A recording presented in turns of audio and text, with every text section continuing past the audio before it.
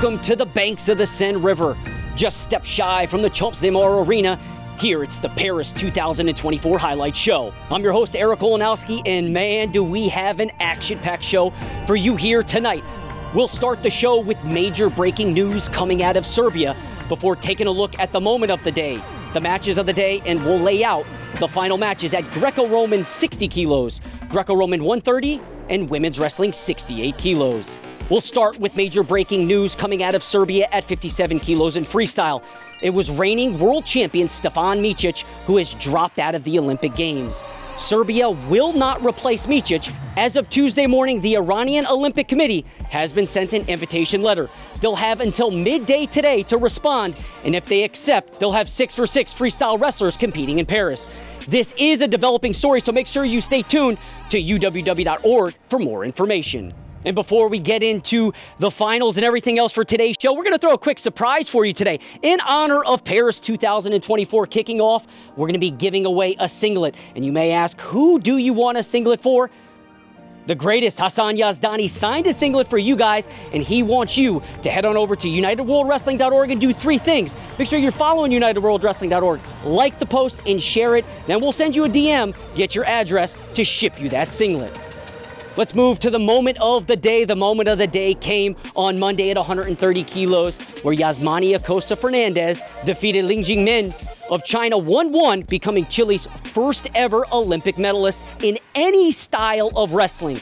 I'll tell you what, Paris is Yasmani's city. This is the second time that he has made history for his nation while wrestling in Paris. He also became Chile's first ever world medalist back in the City of Love when they hosted the 2017 World Championships, where he finished with a bronze medal. Let's move to the upset of the day. I can make an entire show just on the insane upsets. Which one of these 3 matches do you think was the upset of day 1? Was it Solgon Pak out of the People's Republic of Korea over world champion Arina Rangachi of Moldova at 68 kilos? Was it Sungun Ri out of the People's Republic over Viktor Chiabanu of Moldova?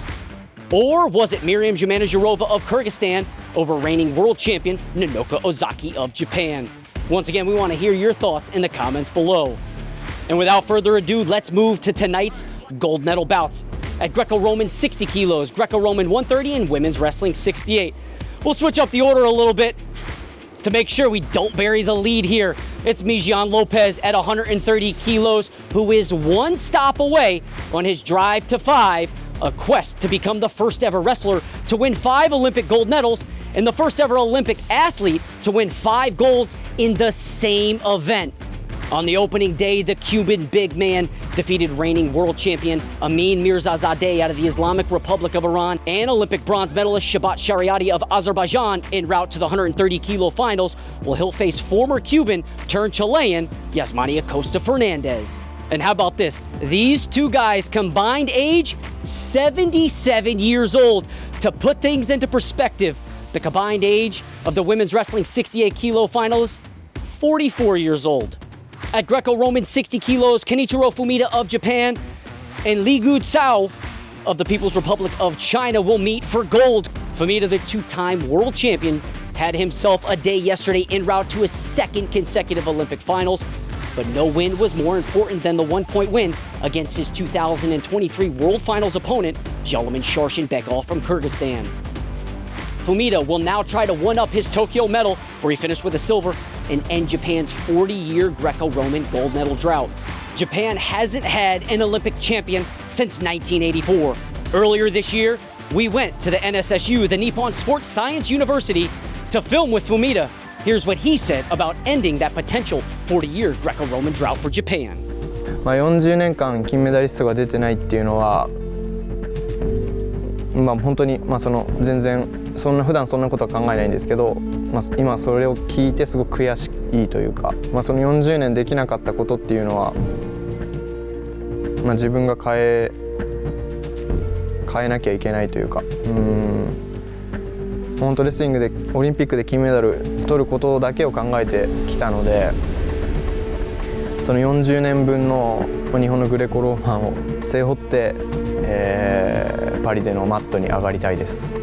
そうですね、父に金メダルをかけたいって思って、本当ずっとレスリングをやってます。やっぱり始めた時から父と共に始めて、おそらくですけど僕以上に父の方がかけてもらいたいと思っているので、ひしひしとそれを感じているので、東京で銀メダルを渡したんですけど、やっぱりどこか悔しそうというか、どこかちょっとこう心から喜べてない感じが僕にも伝わってきて、僕もこれでは満足しないってずっと思ってたので、本当にパリが終わった時に、父に金メダルを、かけるっていうのを、夢見ながら、そうですね、かけることを目標に、おそらく父の目標でもあるので、しっかりそれが叶えられるように頑張ります。And on the other end, it's Zhao, who will look to become China's first ever Olympic gold medalist in Greco-Roman wrestling. And the third and final gold for Tuesday will be women's wrestling 68 kilos.